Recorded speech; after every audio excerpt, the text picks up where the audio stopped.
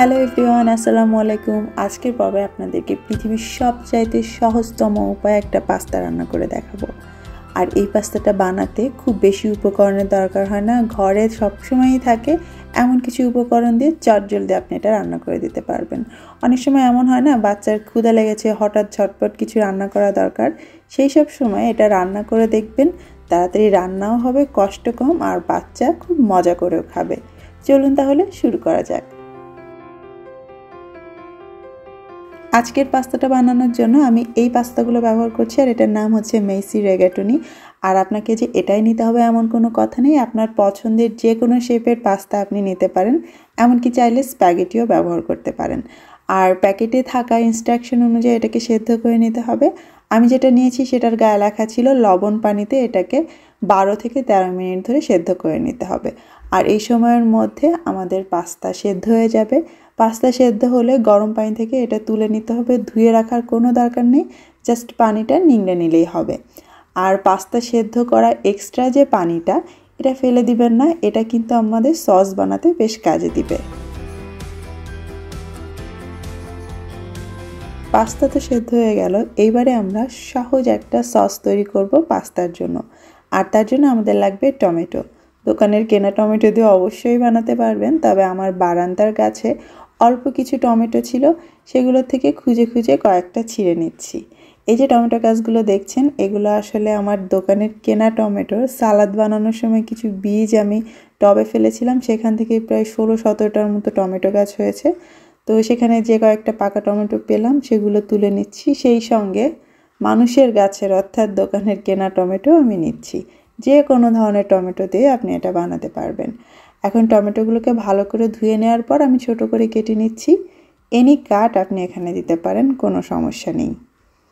সব টমেটো মিলে আমি প্রায় 1.5 কাপের থেকে একটু বেশি টমেটো এখানে নিয়েছি। এখন চলে যাচ্ছি মূল রান্নায়। চুলায় প্যান গরম করে তাতে আমি 2 টেবিল চামচের মতো অলিভ অয়েল দিয়ে নিলাম, অবশ্যই অন্য তেলও আপনি দিতে পারেন।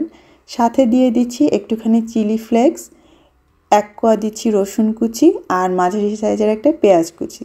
চিলি ফ্লেক্সে আপনি কতটা দিবেন সেটা নির্ভর করছে ঝাল কেমন চান তার উপরে। এই সমস্ত কিছু হালকা করে একটু ভেজে নেওয়ার পর এর মধ্যে আমি টমেটোগুলো দিয়ে দিচ্ছি। আর দেখতেই পাচ্ছেন আমি 4-5টার মতো আস্ত চেরি টমেটোও দিয়েছি।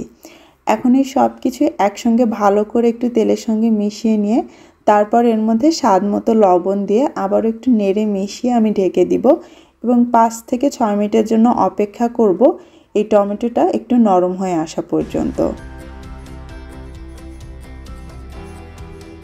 5-6 মিনিট পরে ঢাকনাটা তুললেই দেখতে পারবেন টমেটোগুলো বেশ নরম হয়ে এসেছে আগের চেয়ে, আর বেশ কিছুটা পানিও ছেড়েছে।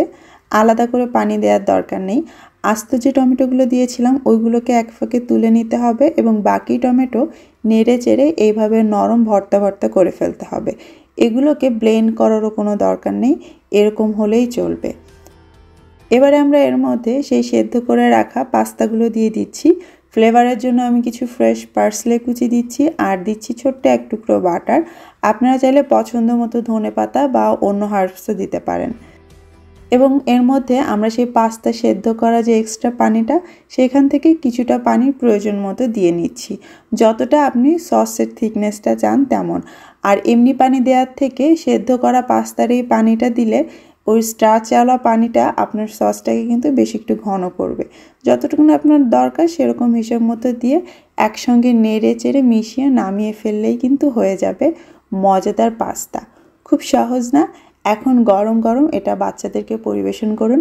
চাইলে ওপর দিয়ে কিছু চিজ দিয়ে দিতে পারেন, তবে সেটা একেবারেই অপশনাল।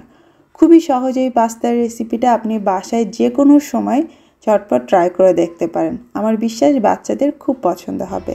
আর কেমন লাগলো কমেন্ট করে অবশ্যই জানাবেন। সবাই ভালো থাকবেন, বিদায় নিচ্ছি। আল্লাহ হাফেজ।